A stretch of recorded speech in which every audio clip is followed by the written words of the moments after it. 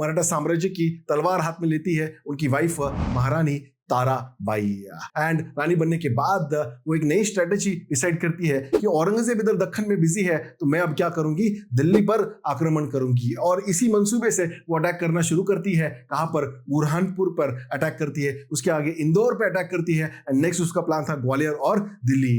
ताराबाई के इन मंसूबों से औरंगजेब बहुत ही डर जाता है और छत्रपति संभाजी नगर यानी उस समय के औरंगाबाद से वो निकलता है और सोचता है कि मैं जाऊंगा दिल्ली की तरफ और दिल्ली को बचाऊंगा। लेकिन जाते जाते रास्ते में भिंगार करके एक गांव है, उस गांव में उसकी डेथ हो जाती है और वहीं पर पास में कुल्ताबाद करके एक जगह है, वहां पर उसकी कब्र बनाई जाती है। तो यहां पर औरंगजेब का टॉपिक ओवर हो जाता है। लेकिन उसके जो बच्चे हैं मुअज्जम, आजम और कामपक्ष, इन 3 बच्चों में गद्दी के लिए लड़ाई शुरू हो जाती है। मुअज्जम दिल्ली और उसके आसपास के एरिया को देख रहा था, आजम मिडल इंडिया को देख रहा था और कामपक्ष साउथ इंडिया में अपना ध्यान जमाए हुए था।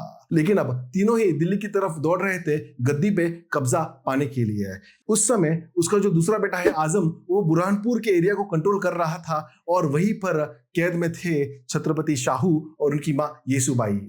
उस समय उसका एक जनरल था जुल्फिकर खान, वो उसे एक दिमाग देता है, उसको एक आइडिया देता है कि अभी हम दिल्ली जाएंगे तो यहाँ पर मराठा हमारे पीछे आएंगे, तो हम जो संभाजी का जो बेटा है शाहू उसको छोड़ देते हैं और नीचे दक्कन में ताराबाई और शाहू के बीच में लग जाएगी लड़ाई और मराठा उसमें बिजी हो जाएंगे और हमें फ्री फ्लो मिल जाएगा दिल्ली पे अपना काम करने के लिए।